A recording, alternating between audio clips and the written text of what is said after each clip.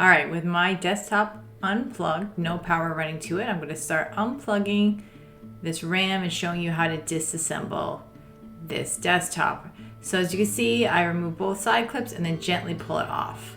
They're pretty easy. It's typically not too hard. You just kind of push outward on both clips and then it kind of pops up and then you can gently slide it out. Now, there's a lot of RAM in this particular desktop, so I am going to go ahead and do this, speed it up so that you don't get bored. Because as you see, this has a lot of RAM. They really added a lot of parts to this particular desktop, so it really is, there's a lot to it. All right, now that I have all the RAM out, now I'm going to go ahead and I'm going to take that heatsink off so you guys can get a close-up of the CPUs. But once again, I am going to speed it up because I don't want you guys to be bored.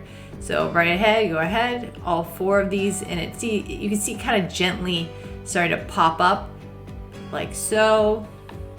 And then it just comes right off. You can see all the thermal paste right here on there and on the CPU to keep it nice and cool. Okay, now we're gonna go ahead and zoom in here and I'm gonna show you how to take out one of these CPUs right here. I'm gonna pull the arm out to the side,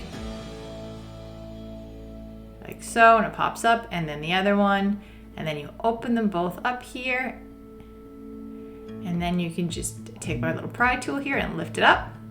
And then here, the CPU is free, just like that.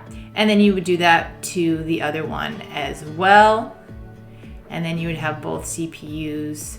Now keep in mind with some motherboards, the CPU is just integrated into the system.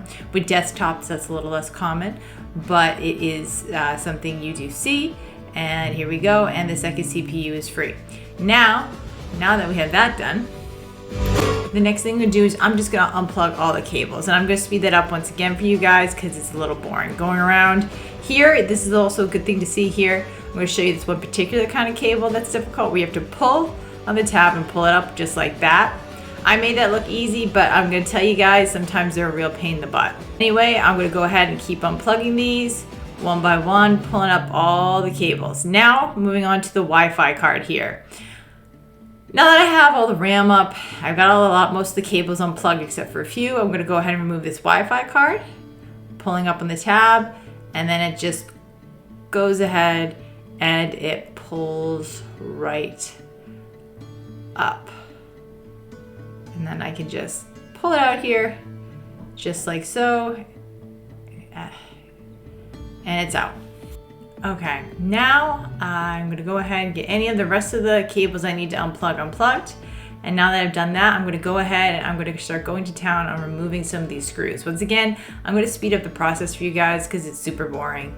But you have to make sure to remove all the screws and you have to keep looking. And if you find any sort of resistance when you're trying to take off the motherboard, that's usually a sign that you missed a screw.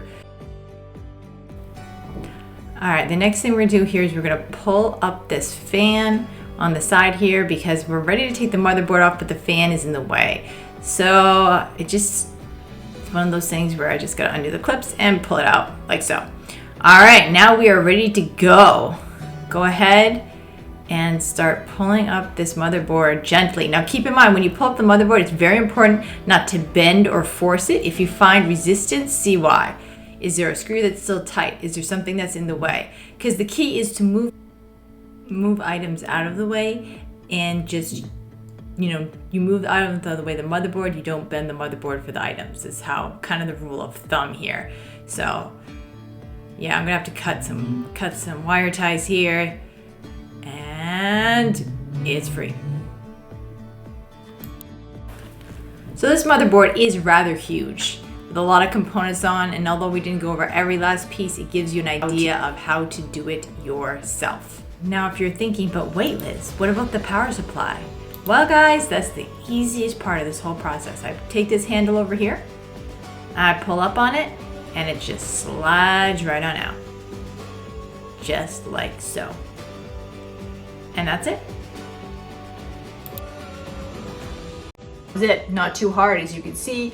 I did work with a slightly more robust desktop. I wanted you to see how it really works. And so that was a slightly bigger one, which is good for you to see because people have gaming desktops. They have ones for work that are more robust. So, I mean, that was especially robust. It has a lot of RAM. It's custom built, 2 CPUs, but it still gives you an idea. So you might have one that's a little bit less complicated than that. You might have one that's a little more. Anyway, if you like courses like this, feel free to proceed to the next one. If you have any questions, feel free to leave them down below.